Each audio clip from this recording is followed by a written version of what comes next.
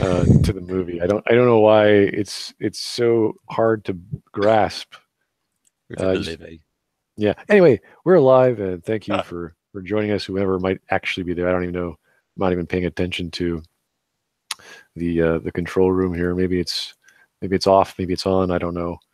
Anyway, thanks for joining us. It is Saturday, the 20th of January, and we're going to go over, UDP and myself are going to be going over some of the news of the week. We talked about Star Wars and Star Citizen last week. It's still an ongoing thing. I mean, I actually joined some Facebook groups to find out more about what's going on in the fandom, and it's pretty much the same as it's always been. There's lots of crazy fans in Star Wars who just love it because it's Star Wars. They don't use their brain, and there's like all the normal people going, well, wait a second, I saw the movie, there was a lot of problems with it.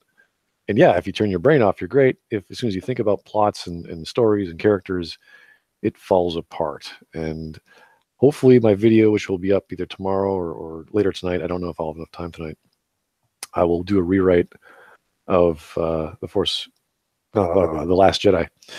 Jeez, so many references to the previous movie that were just dropped and set up and just forgotten. I can't understand it. It's kind of like what happened with Mass Effect 2, aside from there was all these other things you could do in Mass Effect 2, but at least it had the import from your saves, and you can actually follow along what happened, even if the result was stupid or just a little email you got saying this is what happened. So I don't know if this is a trend in Marvel or Disney or movies, that when there's sequels, they just sort of hire someone new and do their own thing. But I'm a little concerned with movies these days because I tend to enjoy colorful blockbusters for the sake of it. And we're going to do sequels. You may as well keep the stuff that you liked from the previous movie and add to it and make it better as it should be, because it is a sequel. So yeah, let's talk about the news, because that's something we haven't really done here. I just found out that Fable 4 is in development. And of course, it was bought off by Microsoft from Peter Molyneux. Peter Molyneux is no longer involved. And Microsoft's not really saying much about it. This was a reveal by Eurogamer. I don't know if I put that in the description. Let me try and put it in the comments. Or sorry, Is that a studio? Because obviously it isn't Lionhead, is it? Because they've been shut down for about a year now, haven't they? Or at least, yeah. I think it's Playground, UK developer Playground. All right. They're the ones who make Forza Horizon racing games, which of course is the best example of making an open world RPG. Fable, Forza, it's in the F region, You want people who make sports cars in Europe to make an open world RPG game. I guess that's how it's just really fast though. It's going to be really fast. You're going to get a car? No, you're going to get a magical horse with nitro on it. Makes this crazy horse sound. You go flying and you gain all this experience. You just upgrade your horse. Then it becomes a flying unicorn or something cool like that. I don't know. But yeah, Fable. I actually enjoyed the last game. I wasn't a big Fable guy. Of course, any Molyneux game is ridiculous with the hype that it's supposed to be. But unfortunately, the ending of the game just came down to money. And the whole point was to amass a massive amount of cash to solve the problems of the kingdom as you became king. And what I liked was you literally had a room with John Cleese, and he was talking about his castle, whatever. And he had this giant money room, and he just kept piling up and piling up and piling up. And I thought, oh, okay, the state of the room is no longer being filled up. Like it's full. It looks full. So you say, okay, now I can go and go to my end game and see how the kingdom fares. And I ran out of cash. I couldn't solve all the problems. And there was no visual cue. So I had no idea what the solution would have been to play a better game when you should have gotten more money. You should have kept playing for a month or so to like you literally go to all the little towns. If you bought all the real estate, you collect all your money, and that's how you go. You just keep going on and on and on. You do that for a month, and then you could eventually have enough money to solve all the problems at the end of the game. Yeah. kind of a letdown, but I saw where they were going with that. And if people actually played the game that way, where they did everything they could, then I guess it would have worked well. I don't know. I always thought black and white was the highlight of Lionhead. So Fable was kind of like a cool. Oh, it's an RPG. All right, you got a dog. That's cute. All right, you're running around. You're bopping people over the head. You could shake their hands or smack them around. Or it was weird. It was a weird cutesy interface with no actual real decent voice acting. So I sort of saw it as a sandbox, a fun little thing. I used to like black and white. Yeah. And, like theme park and those kind of games, they were hilarious, especially when like the older, like the 90s theme park, the very first one, like, you make a roller coaster and then you just turn the speed up to maximum and you see people like flying off it's really funny because they come towards the screen and everything. Oh my god. Yeah, see, those sounds like fun games. I haven't actually played them because simulation games are okay. I'm not big into them, but they sound like they're intended for another function, because as soon as you start doing that, that becomes the point of the game. Like, how many people can you launch off, right? Yeah. I mean, your health and safety record goes absolutely to pot, but yeah. Okay, so the next story is Fortnite. Fortnite Battle Royale, which I believe is like a clone of PUBG. And it's hurting the other games that Epic Games is making, and specifically the MOBA Paragon. I actually played Paragon when it was in development. It's essentially a third-person 3D MOBA, so not exactly like League of Legends, but the same idea, and it's all 3D, and you can, it's all technological and have weird, cool-looking 3D models, and it's clunky. It's interesting. Maybe it's a lot better now. I'm sure people are still playing it, but apparently a representative from Epic Mega Games, or for Epic Games, Online Battle Arena Paragon, posted a message on Reddit casting the future of the game in doubt. Today, the Unreal Tournament forums, fans are worrying over the fate of the latest installment of that beloved series. Both games share a common problem: the runaway success of Fortnite Battle Royale. Now, I haven't played any of those Battle Royale style games. I don't know how big they are. I think they're huge as far as Steam is concerned. So people got on top of that and started playing. And I don't know. I just can't see myself wanting to play one of those games where it's you against 50 people and one, you're dead, it's game over. That's it. It seems like you're doing a lot of waiting and a lot of running around. And yeah, it's a very, you could call it an anti-deathmatch kind of game, because your purpose is to actually avoid firefights, because if you start to open up on people, you are presenting yourself to be more vulnerable, because people will be more attracted to the gunfights. And you've obviously got, let's say, a good angle on Group A, but then Group Z could come along and hit you in the rear where you're most exposed. So it's a game of one whereby you have to play very passively and make sure other people are engaging each other.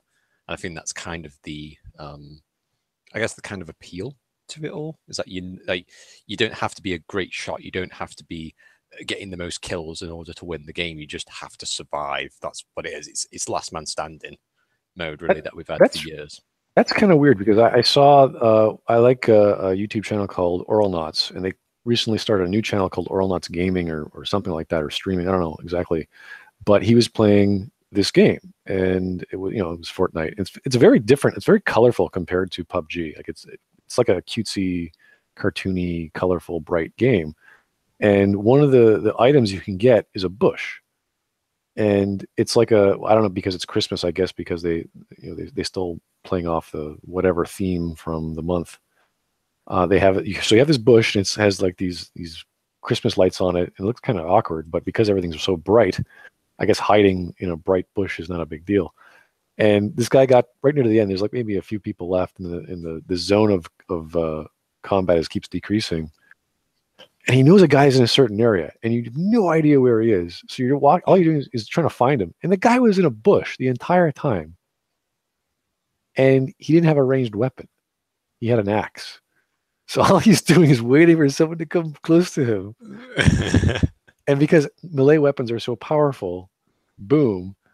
And that was it. And it was like, wow, that was really not fun. It just did not seem like a game you would spend all this time going through and playing through and just going, oh, I died. I didn't even see it. I didn't even see anything coming. So I don't know. It just did not appeal to me. Maybe for people who love first person shooters, it's different, and they're big into the Twitch reactions of quick aiming and subterfuge. It looks like a sound idea. I just can't see myself spending more than 20 minutes going, oh, this is not for me. Group play, it's more designed around group play. The single player, you will just be sat there in a bush for 40 minutes, and then someone just get sniped to the head, and you're just like, oh yeah, this is fantastic. But when you're in the group, it's is group play, is that like a team, and then everyone wins on a team when all the other guys lose, or like what happens? Basically, you'll have like multiple teams. So you have, let's say, I think it's up to 4 or 5. It depends on which mode. Like I played H1Z1's King of the Kill for a while with a couple of mates and things like that. And yeah, you basically jump on there with maybe 4 or 5 blokes, and you're up against other teams of 4 or 5, and they all drop around, and then you've got, like, say 99 people, but they're all in like little groups, as it were. And then that's how it works. Well, maybe if it becomes more popular or more popular. 30 million people that bought the copy, dude. I know. Yeah, but someone drags me into it. I'm not like, it's just not my kind of thing. And I've been playing League of Legends since its inception, even before, and it's like that's my thing. I get that game. It's fun. It's free. It's colorful. It's cutesy. Well, not too cutesy. And it's just got lots of updates every week. So I like that. This, I don't know. I just can't. I see. I'm like, eh. It's the other thing as well is just that it's flavor of the week. In other words, what the Twitch streamers are playing. Oh, really? So, yeah, that's why it's so popular. Is because all the Twitch streamers are so into it. That's why it's kind of like popular. Like, because they've sold 30 million copies so far, and like I think Overwatch has just passed its 30 million copies. But then you look at the budgeting for like marketing and things, like what Blizzard are doing, their marketing budget, and then you look at PUBG, which has like non-existent marketing, like it's all done word of mouth. Really? So all their money, they haven't done hardly anything. Maybe get like the occasional advert every now and then. That's amazing. You won't be getting like what the Blizzard doing, like with their cinematic trailers. Like they're going for every individual character, giving them a lengthy 7 to 9 minute cinematic. And just like that's a lot of money for their cinematic team. I know it's in house, but well, that's the thing with League of Legends. They spend a lot of time and money hiring all these amazing animators to make a 2 or 3 minute movie. And you're like, wow, that's really beautiful. Why did you do that? What does that have to do with anything? Like just recently they're doing, I think it's season 8 just started. I think they're reworking one of the characters. So what they do is they might do a big splash page on their website, and it'll like all this, it's interactive, and there's all these things. You can get like some unlocks for it, I guess. But it's simple. Then you're right. You see the Blizzard's version of that. Not Hearthstone. What is it called? I used to play it, actually. I can't remember the name. Nexus? Is it Warriors of the Nexus or something like that? I can't remember. Anyway, but yeah, they do this big video. Heroes of the Storm. Heroes of the Storm. There you go. And yeah, I used to like that game, and I'm like, you know what? I can't spend that much time on here. Like, we're talking about big downloads, big queue, not big queues, but still, I think it takes at least 20, 30 minutes to play a game. And it's slightly different than League of Legends. It has little tweaks in there, but then of course there's Dota on Steam, which is still pretty big. Technically, I should have gone there because I was a hardcore Dota player before the dawn of League of Legends, and I don't know, it just didn't feel the same to me for some reason. But anyway, I'm not going to get into non-story based discussions too much. Yeah, we can go on about how much I love MOBAs, but that's a geeky side of me that you guys do not need to know more about. So this is the next piece of news you taught me about. This is regarding Crytek and how they are replying back to Star Citizen. Yes, which is I'm gonna just link it in the chat because it's so weird. It reminds me of like like a Looney Tunes skit from like where Daffy Duck goes against Marsh and the Martin the Martian, and they're both like firing those pistols at each other. It reminds me of that, because I don't know. Because the other thing as well, to kind of clarify, I don't have a horse in this race. I'm not really interested. Well, I say interested in Star Citizen. I don't think you've put any money into it or anything like that. No way, no. But it's just this whole, like, you take a step back and you just go, right, it's been X amount of years now, and what's going on? Like, if we were a publisher or an investor, we'd be knocking on the door going, what's going on? Yeah.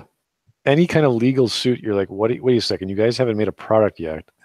The company you wanted to make a product with is now suing you. What the hell is going on? Yeah, that was the previous one. And yeah, there's so much, because the other things, well, when you're dealing with like legal definitions and interpretations, it just becomes, in my mind, just becomes an absolute quagmire.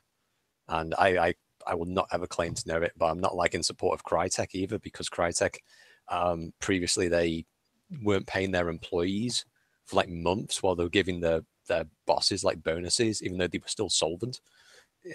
Yeah, well, that's part of it, because we realize now that Crytek was probably being bankrolled by Star Citizen, and then Star Citizen was like, well, now that we know your tech, we're going to use a cheaper version of your, or whatever flavor of like Crytek. Is the free version that Amazon is using? Yeah, I think Lumberyard is like free or something like that, or at least I don't know in fact, don't quote me on it, but I think it's something to do with the licensing. Like, it's pretty much free. Right. And Amazon made that to compete with Unreal, because they went free. The same with Unity. That's fairly low level game development studio or kit. So yeah, like, it makes sense for them to do that, but if they broke a contract, they're screwed. So it sounds very bizarre that it's gone on this long. I know legal battles always do take a longer than they should.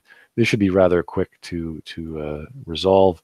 Hopefully, they don't have to go through a court case. They can get this done through arbitration or something. But like, just reading the notes, I'm like, oh my God, this is like, oh geez, they did this and then they signed up for that, and then they just did not promise or do what they promised they'd said they would do. Yeah, because the big split comes from Squadron 42, because Squadron 42 was supposed to be a gameplay mode of Star Citizen. It was the single player mode for it. So, and when Chris Roberts then split Star Citizen Squadron 42, I think that was why Crytek kind of popped out and kind of went, hang on a minute, that's not what we signed up for. Well, that's not what we were doing, as it were. You were supposed to be releasing a complete package, and now you've gone and split it into multiple games that you can be selling individually. I don't know if they're actually going to do that, though. I think that would undermine. That's what Chris Roberts has done. He's going to sell like 3 games, like what, like a space fighting game. Yeah, Squadron 42 is going to be the single player, and that's going to be separate from the Persistent Universe one that is Star Citizen. And then there's the Marines game. What is that? Is that Squadron 42, or is that? No, that's going to be incorporated into the Persistent Universe. That's just because he's done things into modules. Because he's trying to, like I say, the thing about Star Citizen is, like, because it's so ballooned out, because you listen to the backers, as it were, because, like anything you're listening to the forums, like, for example, if BioWare listened to their own forums, then Mass Effect would basically be an online MMO dating simulator whereby you can occasionally skip the combat, so because he's trying to do way too much. Like, he's trying to do this very intricate, very tactical first-person shooter, and then wedge it into a space simulator where you can go onto planets and all sorts of things. The scope's kind of outreached the technical capabilities of what he can do within a reasonable time frame. What you would consider a reasonable time frame. But I guess, to BioWare's credit, I'm glad they shut down the BSN as a result of not listening to their fans, because that would have been a huge detriment. Although you got to wonder what the hell was happening when they did shut it down, because that was during the development of Andromeda. So I think it was just cost saving money, really, because if they go onto Reddit, then Reddit you don't have to probably front as much. You don't have to hire a moderator. You've just got like 3 moderators. Oh, but that's such a minor. I mean, that's like one job. I mean, it's already there. All you do is have the one guy, and it was heavily moderated. Like there were so many mods and user mods, like people who were ferreted by the mods to take over their moderation job so they can go get a longer lunch or whatever. That became a thing. So, yeah, I wouldn't say that would be the major problem. I still think it's odd that they cut out their own official forums. I just think it's more of a, you can sort of argue it's more of a deflection thing, because that way you can't go to BioWare directly. You have to go through a third party now to kind of get to them, and that's through Reddit and Tumblr and things like that. So you can't contact BioWare and go on their forums kind of go, I believe that your game is blah, blah, blah, blah, blah. But now it's like, no, you have to go through the wades of fanboyism, and which you can get easily more downvoted. You know, I think it's a bit more I think, is the word I'm looking for, community controlled? About if the community downvoted, then it's like, hey, that's just what the community wants. Whereas if Stanley Wu goes in there and starts removing posts, then people start raising an eyebrow, you know. So I think it's more, yeah, I'm probably wrong about the whole cost saving measure. I think that's just an added bonus. Hey, we've saved $5 a week on this, great. But it's more of the, someone just put in there, yeah, positive narrative. They worded it better than I ever could, but it's just, it keeps them a little bit more protected. That's strange, because I remember when Casey Hudson was defending himself, and he did so in the forums. He made a forum post. Well, sorry, not a forum post. He made a post, and then the moderator got it and put it into the forums, and that's where everyone replied to it. They pinned it, and it was like, oh, okay, yeah, this is where we're going to target you right now. We're going to throw all of our ire and problems at you.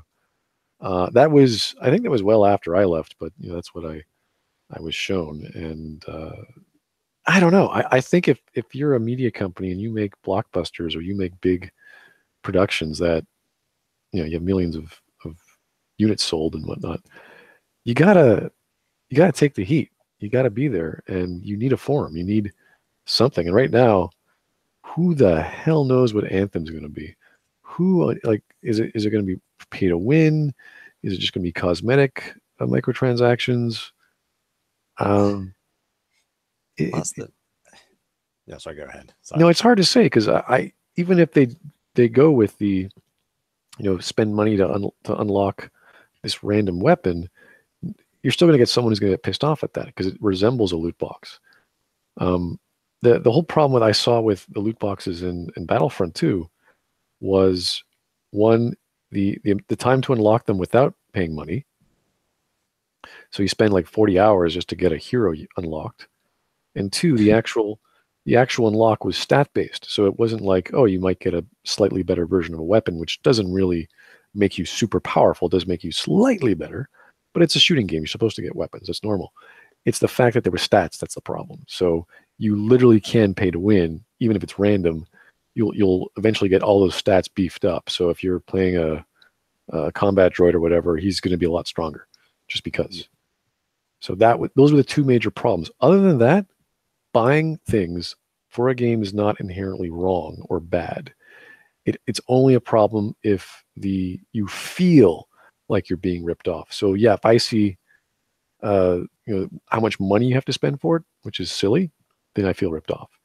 If it's an issue of, well, Bob just came in today and I've been playing for 2 months and he just all of a sudden spent all this money, now he's better than me, then I'll feel really cheap and you know, sort of sad, because all this time I've been playing and I don't have much to show for it.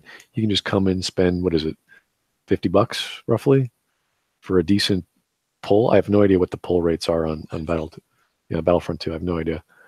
And all of a sudden get all this stuff. Now I know some of the pull rates on Final Fantasy Brave Exvius, which is insane, because people spend hundreds of bucks a pop getting their unlocked hero or whatever, which is, I don't know who these people are, but they're obviously, these are what they call whales. The whales in any game, they're always going to do that. So it's just a strange, it's a strange, I don't know, I wouldn't call it addiction, I'd say more of an obsession. You're sort of like, oh, Cloud just came out. I got to pull him. I got to spend all my tickets and all my lapis, and I'm gonna spend the extra $50 to get a pull. So if I could randomly get him in a RGN, it's strange. It's kind of weird because one of the games I was going to reference when people talk, it was that everyone seems to be, not everyone obviously, but people with the cosmetic loot boxes. But then when you look back at, let's say, a couple of years back to a game called Evolve, whereby they displayed all of their cosmetic DLC, and I think it was about $150 worth of DLC altogether.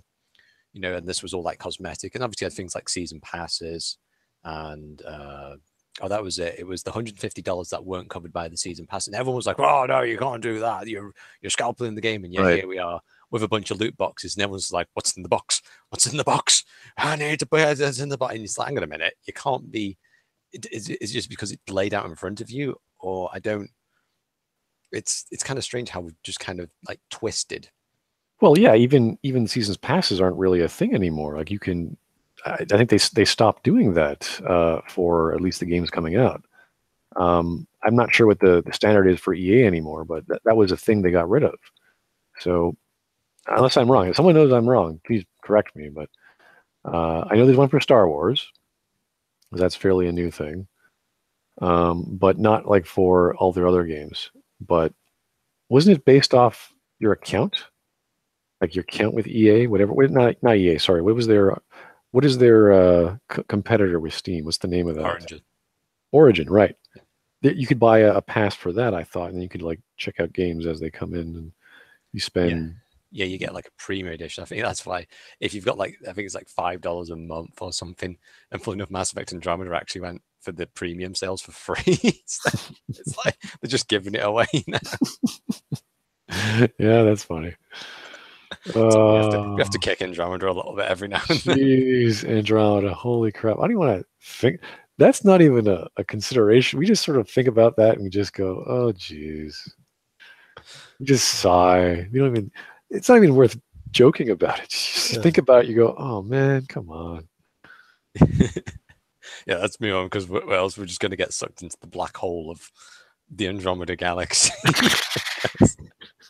Because if not, then we'd just be sat there with like just us two with like bottles of beer and like alcohol just like swimming in it. It's like, oh, why was that like that? It's like we could compare that to The Last Jedi and go, wow, how many more fan favored products are they going to make before they realize this is not their main demographic? Before I've undermined what their product, what their franchise is. It's almost as if they're actively shooting themselves in the foot because you have one guy saying, "Well, you should totally do open world," or "Yeah, you should totally have everyone is bisexual," or procedural generation in the Frostbite engine. That's a good idea, isn't that right, Gerard Lahani? You bloody moron. Gotta use EA's engine. Yeah, you gotta. Everybody forgets that he's actually the guy that probably killed a lot of the technical side of Andromeda. Everyone seems to forget that he's the guy that pushed for the procedural generation. So he's not working. He's not still working there, is he? No, he left. Yeah. He left the same time as Casey Hudson. Actually, no, he left shortly after Casey Hudson. Okay, right. So he was like, when they were in pre-production, he was leading up the writing team. And then when he was kind of, I don't know, we're going to do procedural generation. And then he left. Obviously, there must have been some kind of falling out. And then they just kind of stuck with him and, all right, let's keep going, I'm still surprised Casey came back. I do not understand what is going on at that company anymore. Here's a big pile of cash. Please help us, Casey. Please help us make more.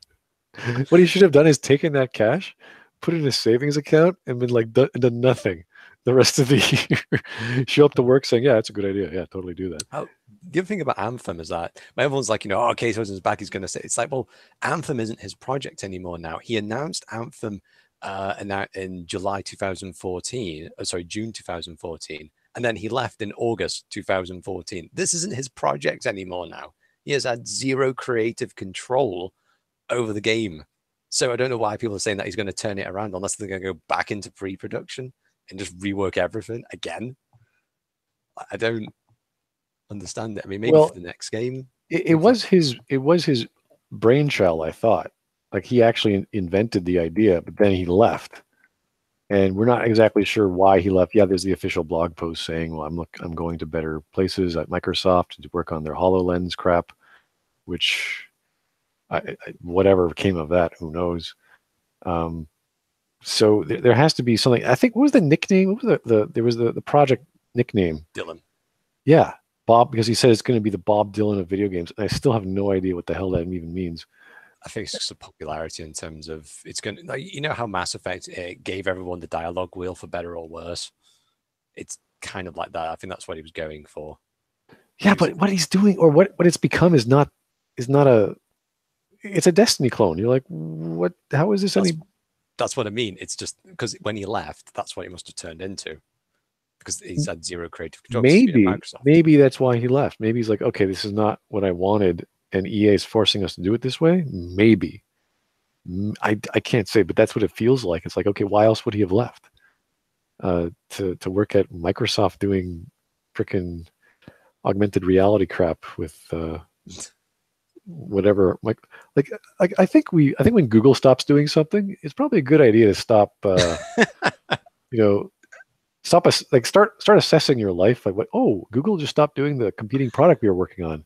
Awesome, we're going to get a bigger market share. It's like, no. They stopped because they realized there's no money in it. There's something else actually I forgot to mention. Star Wars. I was mentioning it on Skype, but the whole. Did you play Star Wars: The Old Republic? No, I've never actually touched it. It's kind of funny because I played it when it first came out. I was bored. I will be honest, actually. So I was in there during the early days of the Hero Engine. But it's just really funny because the way how they tried to do the Force. I mean, they could have dudes force choking people across the galaxy. Like that's what they implied. So you can imagine imagine if that was actually within the Star Wars movie, like Emperor Palpatine just rings up Princess Leia and just starts force choking her for like a video conference. I have to thank you for that, because what I'm doing in my Last Jedi rewrite is I'm actually pointing out continuity problems, and that's one of them, because you see that in The Last Jedi where Snoke actually strangles Hux at the start of the movie, and you can't do that. Like with Vader, he was on the same ship. He was like within 100 meters or whatever.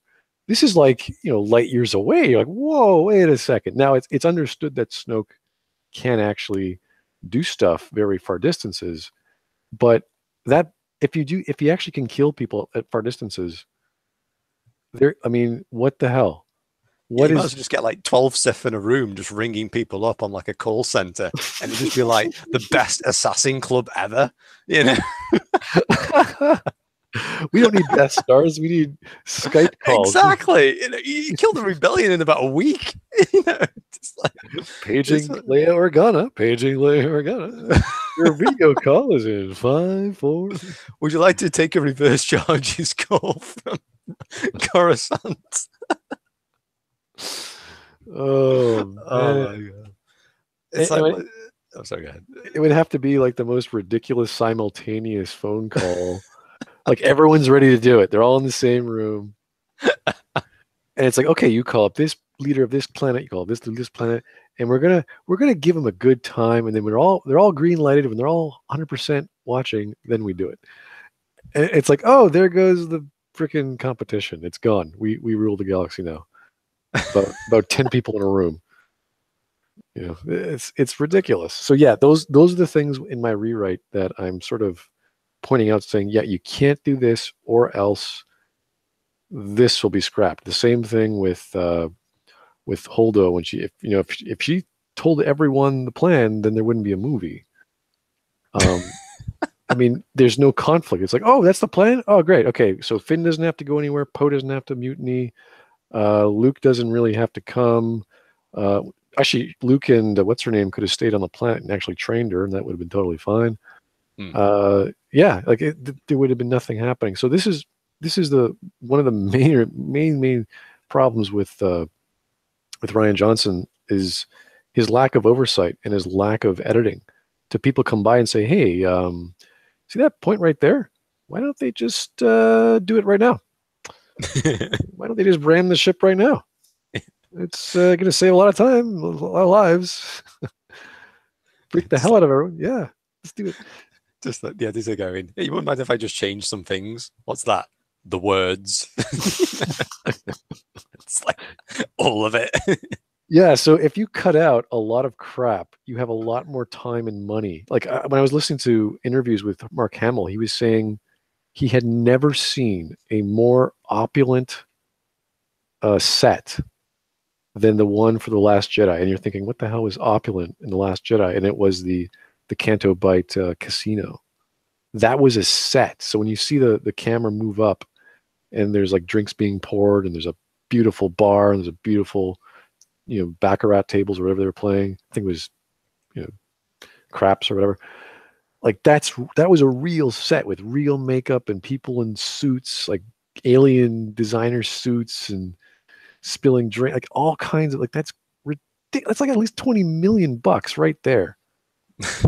Like on CGI, on actors, on crane shots, on all kinds of things, just for a subplot, which takes about half an hour, which leads nowhere, which is completely removable from the story, and is contradictive to the plot of Holdo, which he never reveals to anyone, which is insane.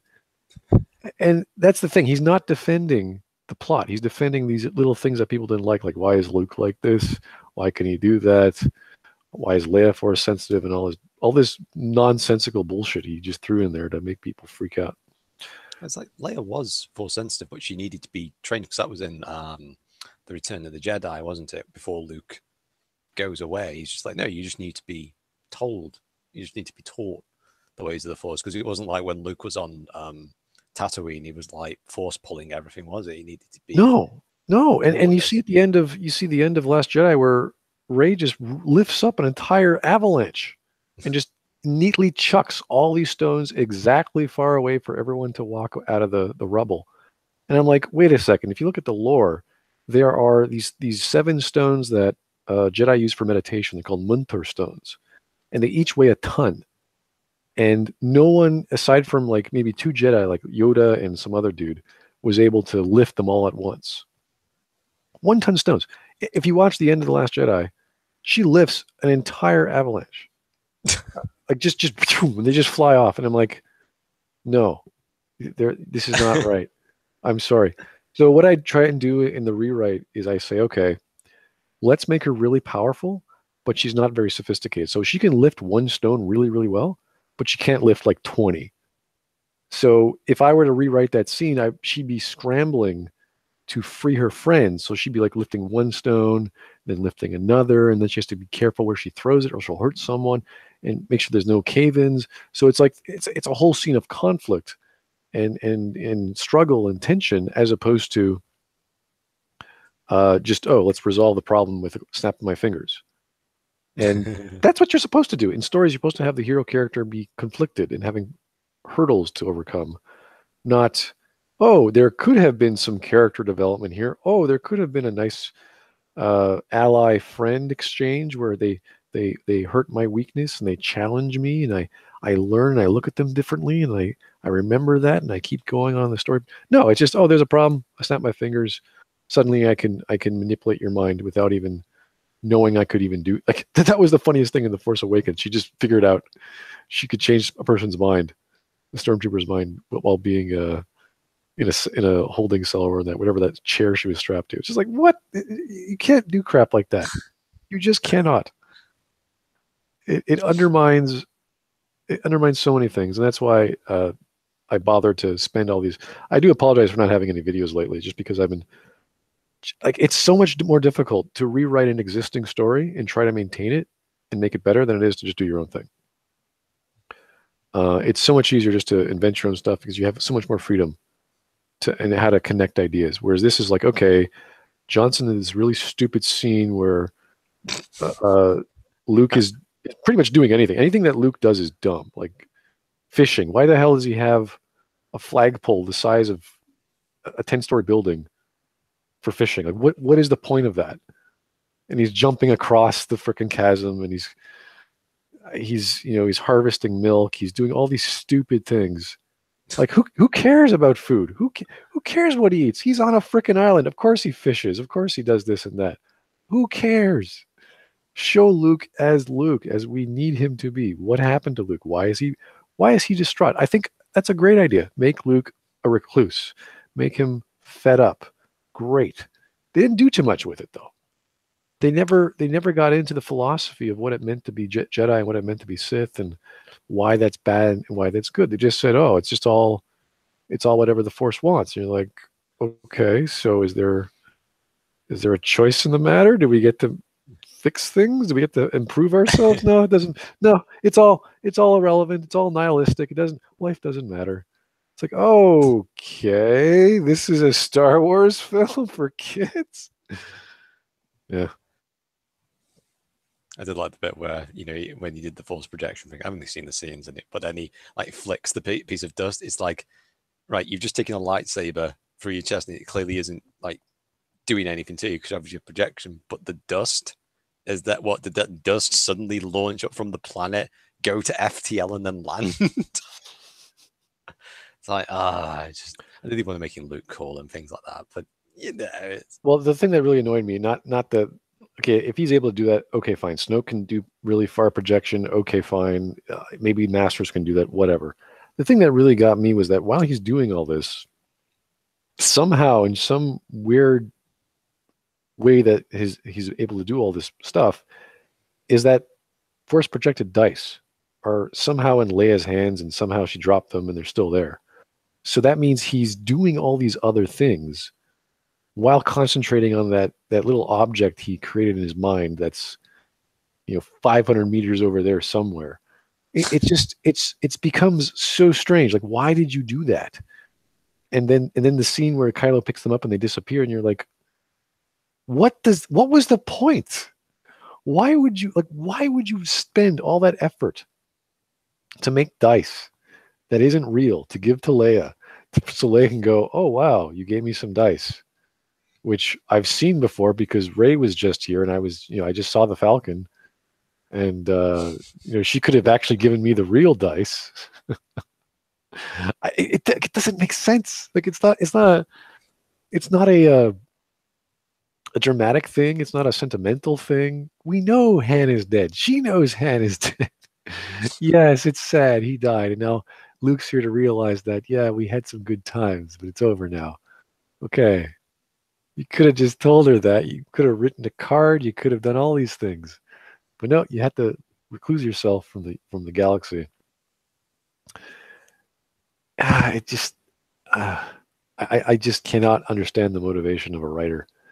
See, there's nothing wrong with subversion. I'm not saying there's anything wrong with subversion. If you want to subvert a scene to make people do something in a story that's unexpected to them, great. I think that's great. But you cannot throw away the buildup of a previous scene. It's like he's never read anything by Anton Chekhov or pretty much any story that has a serialization where chapter 1, this happens, chapter 2, that happens, chapter 3, this happens. I don't think he's ever done a story like that or a movie or a series. I'm not saying most people have, but it's basically like reading a book.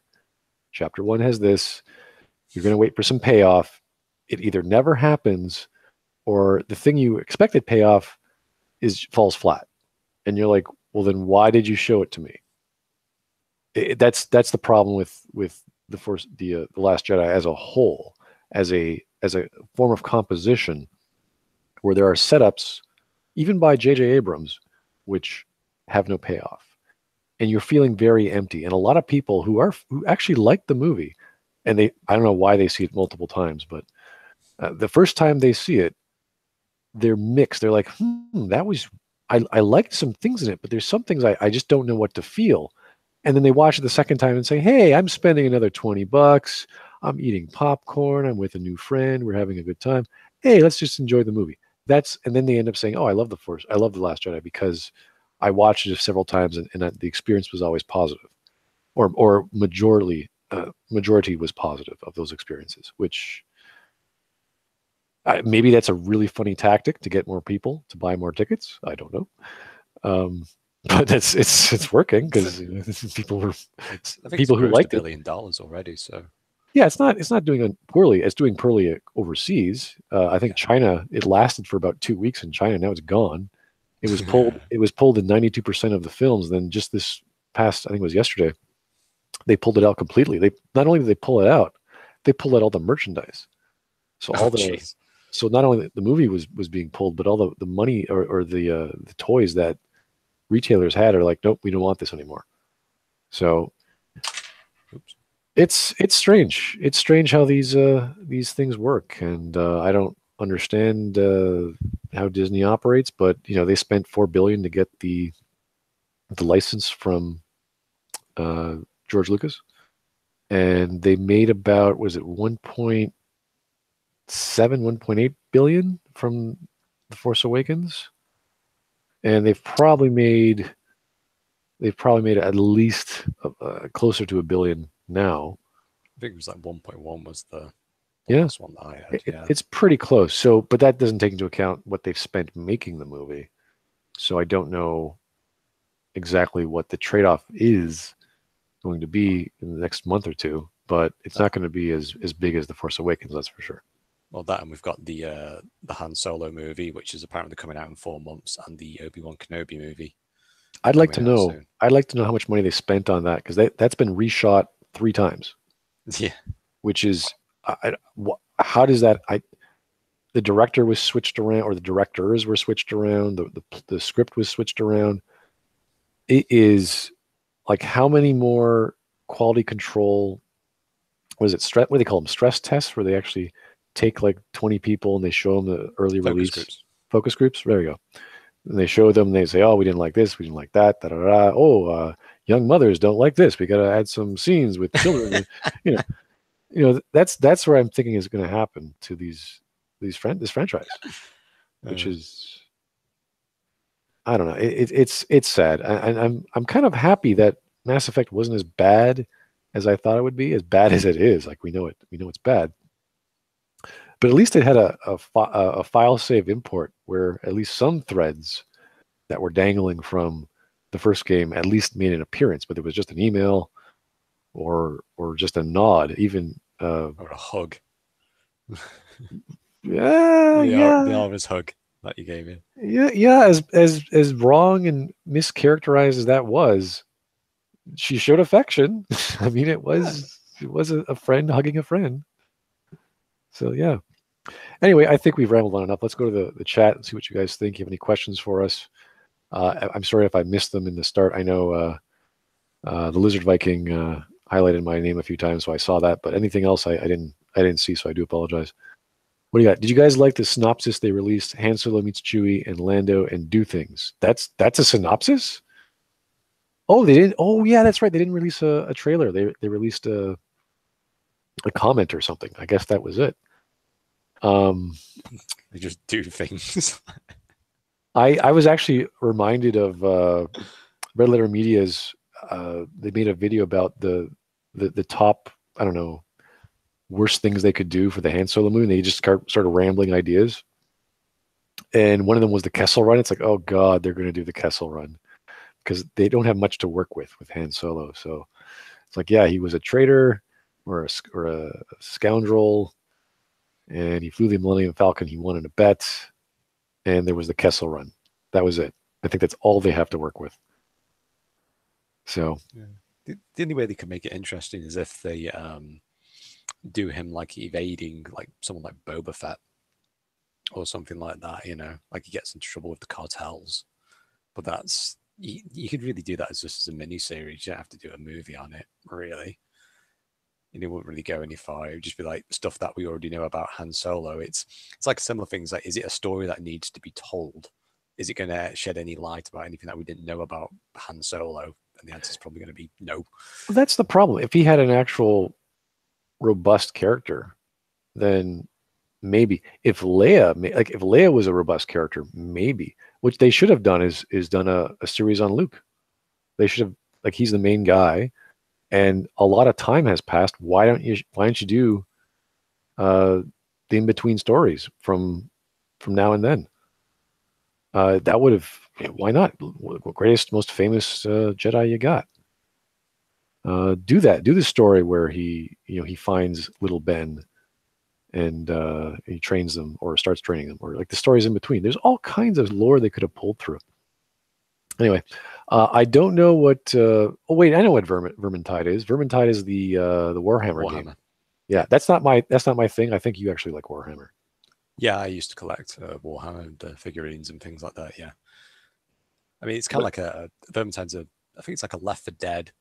Oh yeah. No, I saw the first one. You're right. Yeah, you fight stupid rats. Basically. Rats called Skaven, and they're like kind of these mutated enlarged rats. And yeah, you're basically going around like a town, like a kind of medieval / Renaissance kind of thing. Yeah, it looks like a fun game, really. If you want to kind of melee clobbering kind of, because you have like different like people. You got like the I think it's the Imperial Greatsword, and you have the Elven. I forgot. Is it Shadow something? I forgot. Yeah, because I didn't do Warhammer Fantasy. I did Warhammer 40k. So there's a lot of things that obviously in the event games were ended up scrapping like Warhammer Fantasy altogether for Age of Sigmar. So there's a lot there. But yeah, it looks like a fun game. Really, it's like a nice little quick jaunt. Yeah, it's a very dippy toe in kind of every now and then. It's not a game that you can really play for hours on end, but Is it like a side story, or is it like a sub-world or sub-universe of Warhammer? I think it's set during the end times, I believe, whereby basically the world of Warhammer's coming to an end. Like chaos is going to envelop it, and the Skaven were kind of like one of the heralds of the world ending, pretty much, because Warhammer like has its own timeline, and obviously when they do the battles at the major gaming centers and things like that, they actually shape the world of how it's actually going to be for the next iteration. And now we're attacking giant rats. Yeah, as opposed to what is it, godly semi-immortal. Yeah, the forces of chaos and things like that, but they're probably mounting up. This is kind of like a prelude towards everything, because I think like there's multiple things in Warhammer, like multiple gods. I think you don't just have the forces of chaos, which are the major gods, but like everyone kind of has their own deity associated with them that are kind of influencing them, and some are kind of moving along lines. It's a weird story. Warhammer is a strange science fiction-ish story. There's an immortal leader who believes he's being controlled by something else, and it's like, okay, you have to stop them. And is he alive? Is he not alive? And, are you talking about 140k? That's the Warhammer story, right? Well, no, you've got Warhammer Fantasy, which is the knights and fantasy creatures and what have you. Oh, really? Warhammer 40k, which is set in the 41st millennium, which is something completely different. Although if you want a complete mind-boggling thing, because of the effect, because you have the way how they do interstellar travel is something you pass something called through the warp. You kind of do something through the webway, which is kind of like a safer version of that. But the warp is the primary form of travel. But because the warp is a place whereby time and space and just everything that you would consider to be normal doesn't exist anymore now. It's completely twisted. So if you could enter through that thing, and then you could end up like 10,000 years in the past if you don't properly navigate it. Okay, so it is within the same universe, but it's just in a different time period. Yes. Okay, that makes more sense. So that's not a bad idea. It's like you say you have the same lore, but it's like antiquated weapons or antiquated factions or what have you. Yeah, basically, yeah, and that's why you kind of get like the comparison between like in the Warhammer Fantasy and Warhammer 40k, you'll still have the four major chaos gods, like you have Tzeentch, Slaanesh, Khorne, and Nurgle, and although you get some other ones, like some of the Eldar gods, they're a bit different because there's a lot of like lore that you kind of have to get into. Some people are correcting me saying that they're both unrelated. Actually, the guy that I follow on YouTube says that they do actually exist together. I think it's called 140k Theories. I wish I knew what was going on, because it seems like an interesting universe, but it's also very, very strange. Like we're talking about like a setting like Dune, and then throw in all these crazy zealots, and it's just like, what is going on? And then there's like Starship Troopers elements, and you're like, what? Oh yeah, when you're dealing with Warhammer 40k, it's very, there's so many vast things, because like the Imperium of Man basically stretches off pretty much most of the galaxy, not all of the galaxy, but most of it. It depends how, they have something called the Astronomicon, which is where it's kind of like a lighthouse for the warp, so that when people are traveling, they've kind of got like a beacon to follow and kind of know where they are in the place of the universe. Because, like I say, the warp is so, like I say, it's so twisted that you need something else, and that's powered by the Emperor, who's kind of in a semi-death state on Earth, or they call it Terra. There's a lot there, unfortunately. You haven't, I can't really condense 20 years worth of knowledge into a 5-minute conversation. It's okay. I don't think people want to know that either, because it sounds very big. But yeah, the Warhammer world is connected to the 140k world, but it's only just through the warp. Really, it's not like you can kind of have a space marine. It's I'm trying to think now, because they had the text-to-speech devices, and the guy did a parody of like the Ultramarines going to the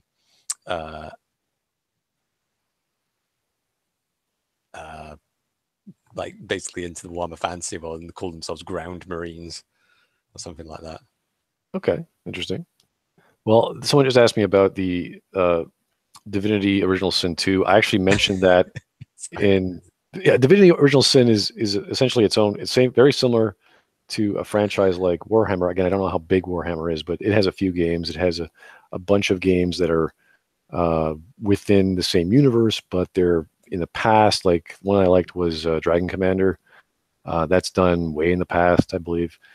So I mentioned that Divinity Original Sin 2 is probably my favorite game of 2017. It was just absolutely beautiful. There's so much detail.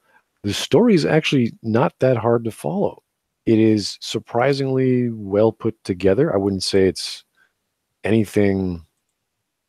Like I wouldn't have to do a plot analysis of it. It's pretty straightforward. You're a guy on a ship. You get shipwrecked. You ended up landing on a prison island. You find out everyone who's on the prison planet or prison island is the same as you, and you're connected to this divine magic power, and it's all for the purpose of creating a new localized deity. And it could be you, it could be your friend, you don't know. So it's a pretty straightforward story. It's just the level of detail and the level of interaction with the environment is so high. Like there's a power that you could use to talk to animals or talk to anything non biped. So it's like, okay, bears, turtles, all kinds of creatures, and they have their own little stories. It opens up, like the story just keeps opening up. The world just opens up with it, and it becomes a little daunting because it's so big, despite the level design not being too huge. And that's what I really liked about it. It's very tight. So there's all this wonderful interactivity that is beautiful.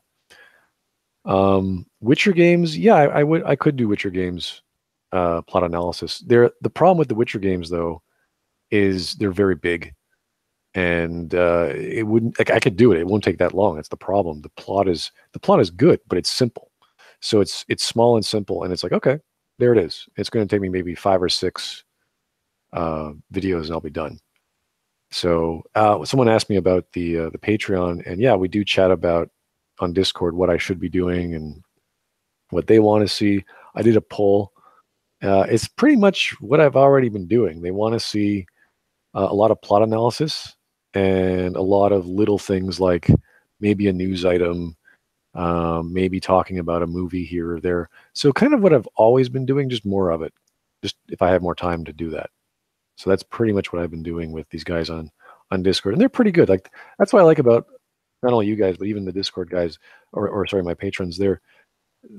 They know what they want and they know what they like, and they're like, yeah, don't change what you're doing. Just give us more. We want to see more. And if I had more time, I wish I could. But really, honestly, this Star Wars thing is just like, oh, it's like wading through the dirt and trying to build a castle out of it. Like you have to dig out so much muck and realize what's worthwhile to keep. And trying to work within the framework that Rian Johnson made is just it's harder than it is. Like imagine you had to fix Mass Effect 3. Like what would you do? Like you can go like, oh, what wouldn't you do more or less? Like it's like I feel like half the story, right? You just throw that crap out. And just make sense of the damn. Like what would you do with a galactic imposing force that reproduces every 50,000 years? Like what the hell? Like I don't know. So yeah, trying to make sense of the characters and the Force Awakens, or geez, I keep saying the Force Awakens. That's where my brain is to make sense, because there is not much sense to be made in The Last Jedi. It's all subverted. So Witcher 2, I actually liked Witcher 2. I tried playing Witcher 1 and my game crashed and I never got back into it, but Witcher 2 was really good, I admit. Beautifully done. The romance cards, I never got that far in the game to bother. That's how fast my Witcher 1 game was. It crashed and I was like, why is it crashing? And then I would reload and it would crash as soon as I tried to play it after my reload. The add-ons I heard were fantastic. The DLC for The Witcher 3. What was like mini series or something like that? They're like their own 20-hour games. Yeah, they're amazing. So I was impressed because I have a few buddies who love those things. They used to be Morrigan fans, and then Yennefer came by and they're like, oh, she's like Morrigan times 3. She's so much better. Morrigan? Yeah.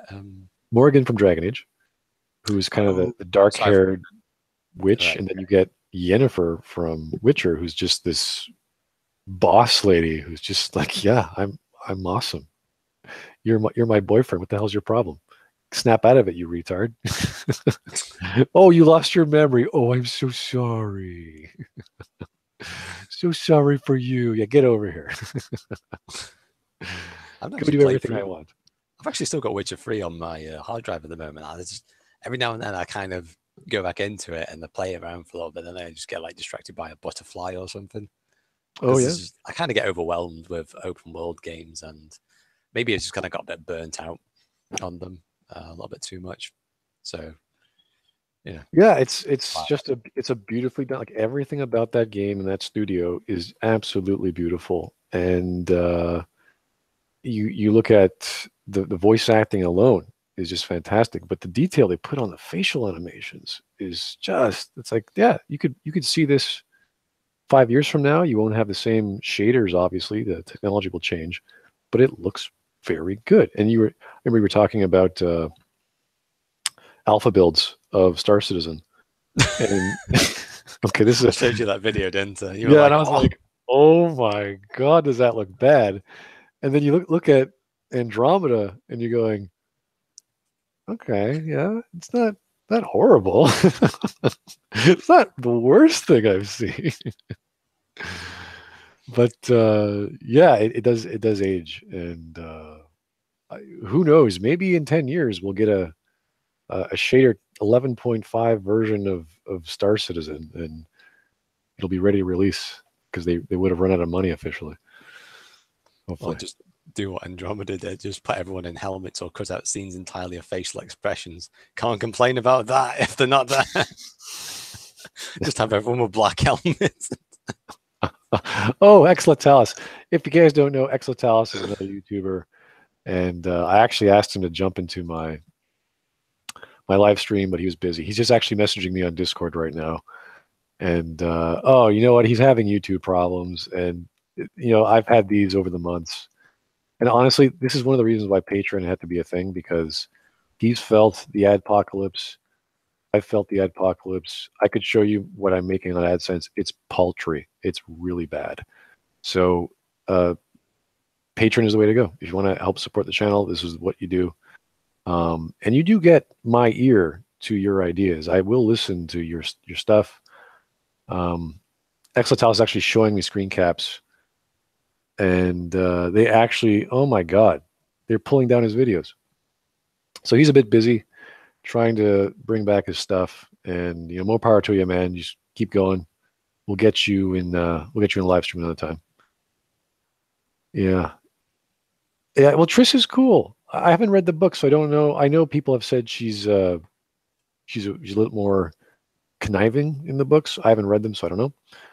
But let's just be clear: the books are a whole other thing, as the author of the books have stated, than the gaming series. It's a whole other thing, and I'm glad that CD Projekt Red got the license because you do not want an author of books telling the guys who are making a video game they suck or they're bad.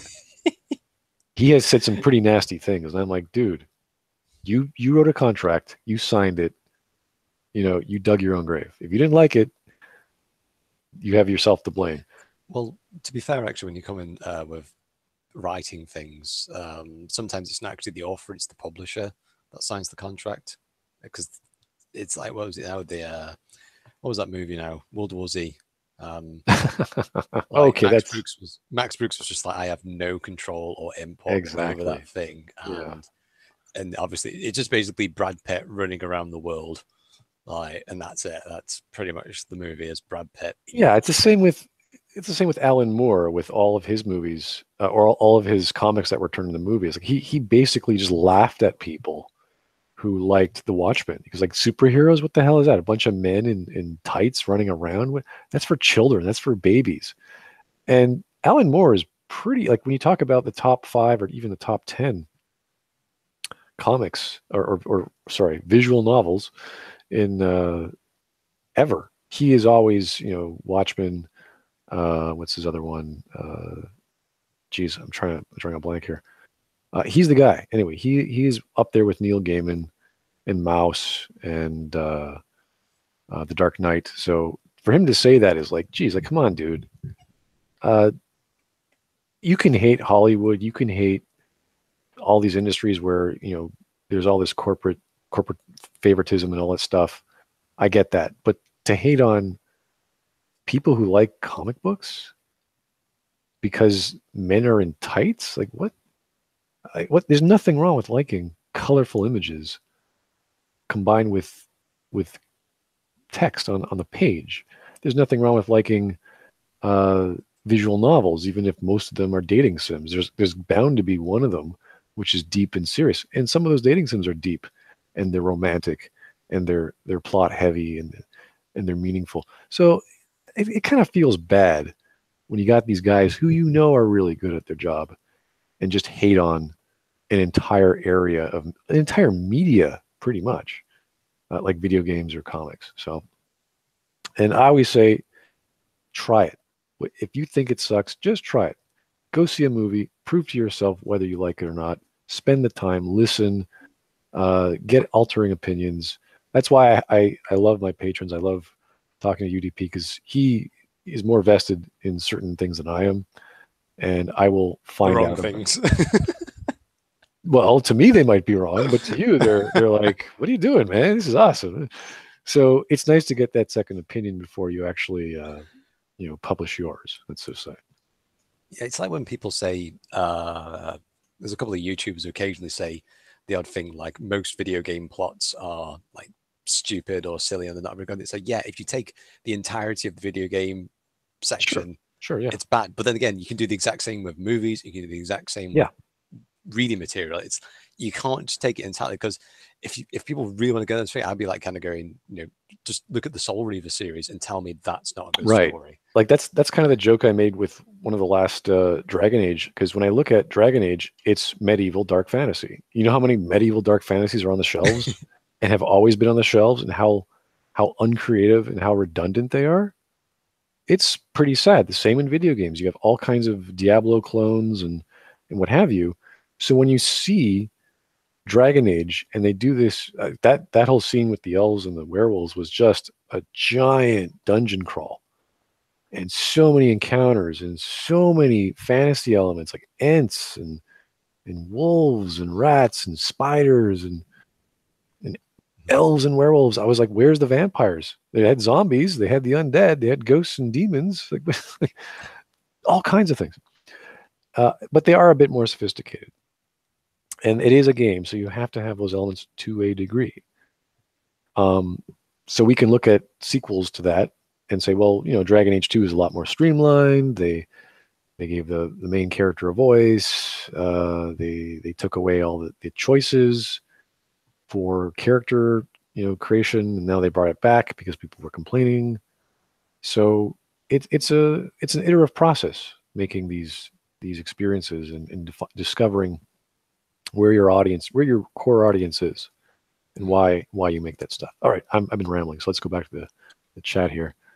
What's people? Yeah, what's a question? Everyone's talking about fantasy now because it's a big famous topic. Looks like talking about apparently Fist was actually working in one of Matt Walter's comics. I think Likinski. Oh God, don't talk about Matt Walter's comics. Come on, who the hell who the hell is reading that junk? Why the devil would you want to even put your brain for more than a minute on that junk? Why do you hate video games? Why do I hate video games? There are games I hate. That's true. When certain scenarios are so stupid, even though you have just solved a scenario previously that you can do, like jumping, let's say. So the layout of a level, there's a fence. You can't hop over the fence, even though your Commander Shepard was like vaulting over chest high walls just a second ago. You can't get past this barrier. You can't. There's a scene in Dragon Age where you see Bronca, and you see her for the first time, and all of a sudden those magical barriers pop out of nowhere from behind you, and she's on a platform which is about, I don't know, 2 meters, not even 2 meters in front of you, and you could just run up there and grab her, but you don't. And I'm like, what? Why not? And then, of course, she doesn't bother to solve the traps that she spent how many months down in there growing a darkspawn spewing brood mother. Stuff like that. It's like, it's a little hard to stomach. Not the grotesqueness of it, but just the feasibility. So what I hate in video games is what I hate in what they show you, in the problems and solutions that they raise, that they are too dumb to be cognizant of and be a little bit more intelligent about, like chest high walls and stuff like that. That's really what I only hate. Video games as a medium is just a medium. I think someone mentioned Mankind Divided. If you're going to be doing that at all, I will be doing that. That's what my patrons have decided. I asked them, "What do you want me to do?" And they looked at that and said, "Well, we like your plot analyses. We also like the little things you do, but do a big one. Do another plot analysis, and that's probably going to be my next plot analysis." And they all. I'm sorry. Yeah, go ahead. I'm sorry. Another guy was just saying. I think it was kind of a Japanese RPGs. I think that's kind of a general statement of what kind of Japanese RPGs would you be willing to do a plot analysis of if you can. Yeah, that's tough because JRPGs are very specific, and only recently do we have like fully voiced ones, like the Final Fantasy 10 and forward. So, 10, it's actually not bad, but yeah, they kind of. It's pretty hokey. It's pretty cheesy. Like there are obviously some dramatic elements, but every time you listen to the English voice acting, you just cringe. You're just like, oh, that is not good. So that's why I like the Eidos Montreal, those Deus Ex. They put a lot of time. It's mature. It's not cringeworthy. It's within the genre of cyberpunk or a dark fantasy. So it's not like it's something you'd want to show. It's like, look at that. Look at Shadowrun Returns and Dragonfall. That's good. Like that's good stuff. Oh, have you seen the updates on System Shock 3 by any chance? You know what? I had one last month, so I haven't seen anything recently. So I don't know if there's anything new. They're just showing off like the tech demos of just their dynamic streaming system and the different types of weaponry that you can use using environmental things to affect. Yeah, that's like I would say it's a no-brainer, but it's like, yeah, it's System Shock. Yeah, it's going to be good. Like you're not too concerned about a remake. and I'm glad they're doing it because they should be coming in. JRPGs. I'm trying to think. I'd really touch the classics. That's where I love it. That's where I love Final Fantasy Tactics, uh, Chrono Trigger, maybe Final Fantasy VI. Maybe it's a big maybe because the story in Final Fantasy VI is kind of silly. It's you got all these. You got to have a what's not a menagerie of characters, although it's basically 15 or 16, which is huge. They just sort of come together as a result of things. There's no specific protagonist. It's not even an ensemble cast. I don't know what to call that. Just like a group of people randomly thrown together, which is an interesting premise for sure. You could have 30.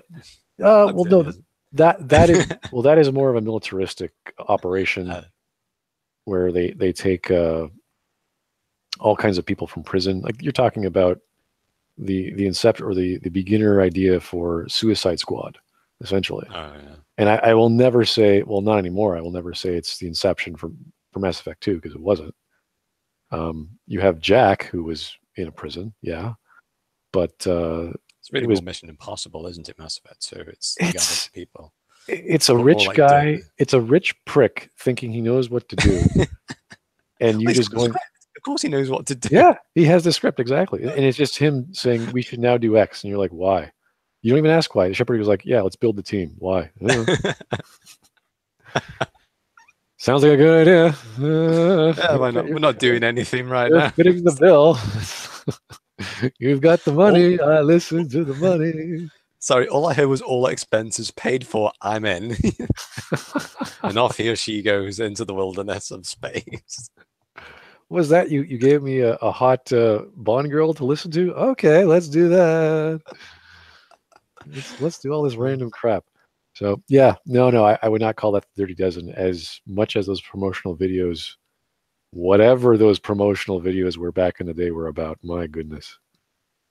All I remember is Will Wheaton and that guy called Game. He was like, Mass Effect is me. Me too. Hey, look at that. Mass Effect is me too. Oh no. I was like, oh. Was that it wasn't X-Play that did that video on, was it? It was Adam Sessler on there. I don't want to remember that. It was Chobot was in there. You had the one of the guys was from X-Play.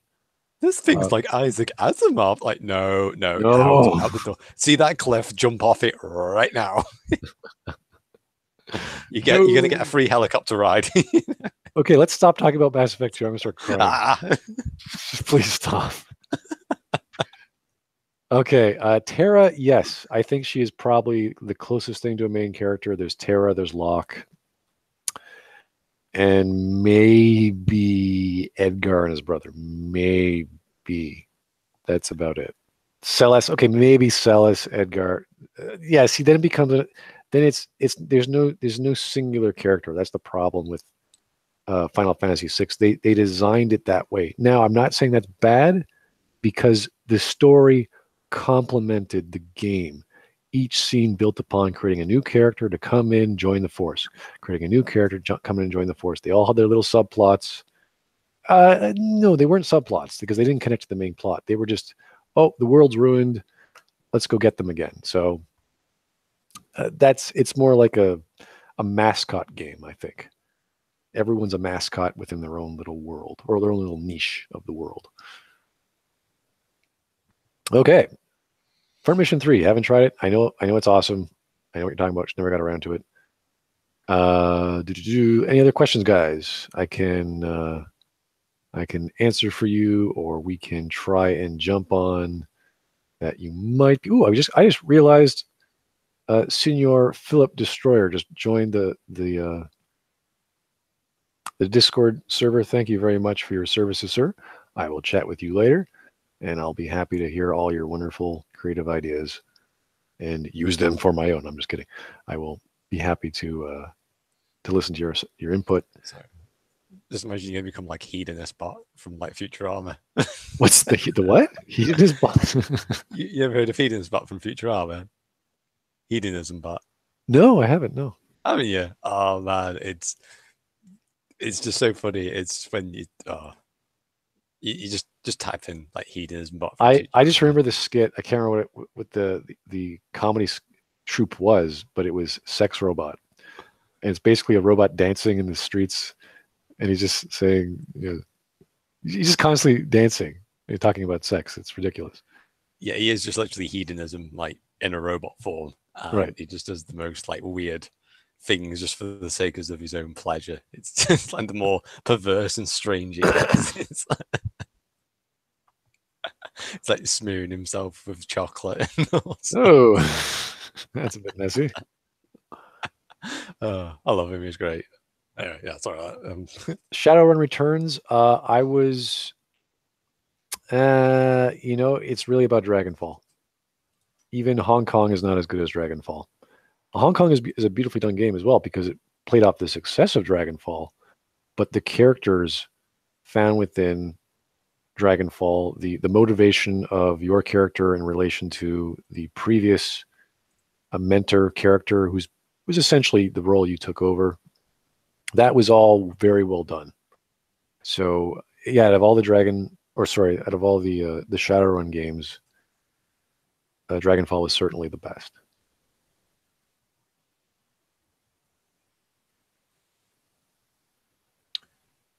Someone's saying that Drew Kashperian, I can't say that name. Yeah, I can't either. Because he's been writing for Anthem, hasn't he? But he's been writing the extended universe for even the Star Wars, which is ending. The series is ending this Monday, I think. The last episode, Rebels, I think.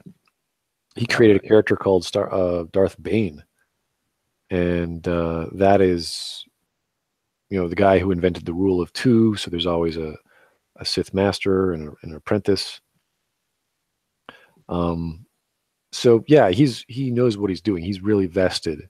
And yeah, I'm sure if they gave him reins to the movie franchise, you'd at least get something watchable. Yeah, Darth Bane. That is the dude's name, and I think he wrote 2 novels. Drew wrote 2 novels about him. I can't recall. Again, I'm not a Star Wars guy. I do follow Drew though. So you do know that people are going to be like doing impressions of Bane from the Batman series, like, oh yeah, you know the ways of the Force. Oh, let me show you. I always link to Oral Knots because Oral Knots make fun of that so well. Bane posting oh come on, listen. You know what? Oral Knots does it the best. Go to them. He's got his rap battle with Kylo Ren or whatever the hell it is. Kylo versus Bane. He's playing 8-bit video games. It's hilarious. I absolutely love those guys. He did write Revan. He wrote Revan. I didn't know that. Okay, cool. When a lot of people didn't actually. Some people, I say a lot. Some people didn't like the way of how he handled Revan in Star Wars: The Old Republic, though, because apparently, kind of like one of the missions, he kind of went a bit kooky. I didn't know. I saw the where they met Revan, and he was pretty much suspended, so that he never dies, and they keep him chained up to whatever. It was weird, and then they had the hero of Knights of the Republic 2, which is not the Messenger? What the hell is her name? Anyway, Outcast or something like that. Oh. They gave her a name, and she was voiced by Jennifer Hale, I believe, in that scene. And I was like, okay, that's strange. She has a weird name, I know it, but the canon is that she's a female. And I'm like, okay, fine. It's not a big deal. Because again, it's not about gender really in Knights of the Old Republic 2. But it does make the scene with Visas Mara very strange. Because Visas Mara pretty much is in love with you, as is the handmaiden. So they weren't homosexual, I don't believe. And they loved you on a level that was not physical. Well, maybe the handmaiden was, but they never express it that way. That's the beautiful thing about romance, at least in KOTOR. Is it's very the exile. Thank you. Sorry, I'm an idiot. They show it. That was a big thing with Chris Avallone. He did not want to have a dating somebody. He did not want to have relationships. He did not want to have any of that crap. He just wants to be implied. It's not the focus of the story. It's not the focus of the game. You're a freaking Jedi. Or a Sith guy. You're not romancing people, which unfortunately, well, I'm not saying unfortunately, but people wanted it anyway. So it makes sense to do it in the Old Republic MMO. Mitra Surik, thank you, sir. You got it. Sixer Mason, very, very correct, sir. That's the right one. Okay, what else we got? She's in the canon. That's strange because she's certainly in the game. She's a very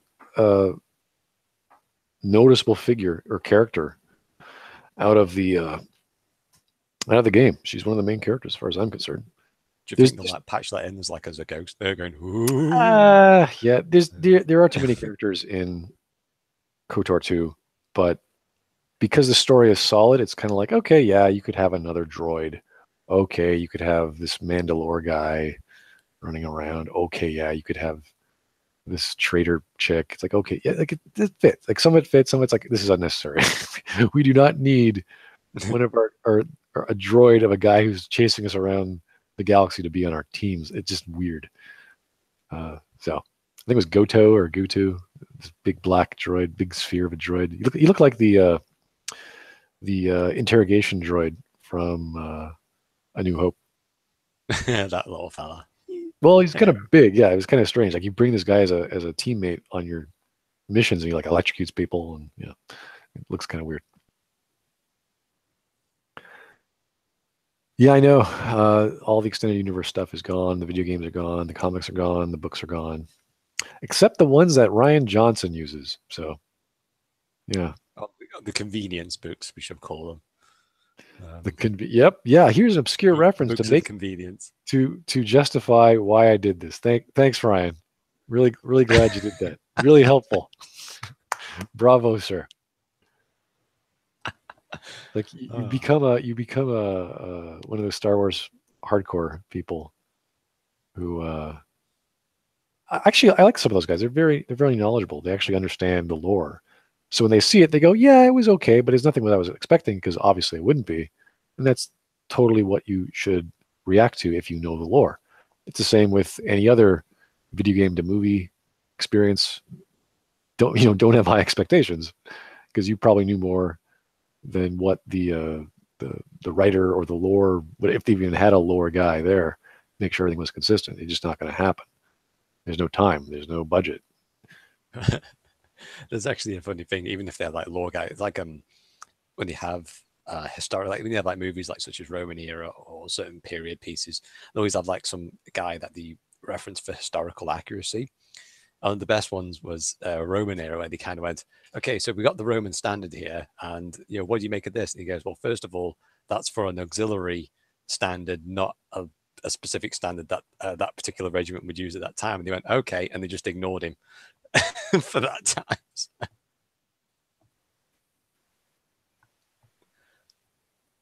So yeah, people who have the lore and what have you can just easily be ignored, unfortunately. It's way too easy. Yeah, well, not even the lore. They could have made laser swords, as Luke put it, to be a blaster. It could have doubled at a blaster. Why not?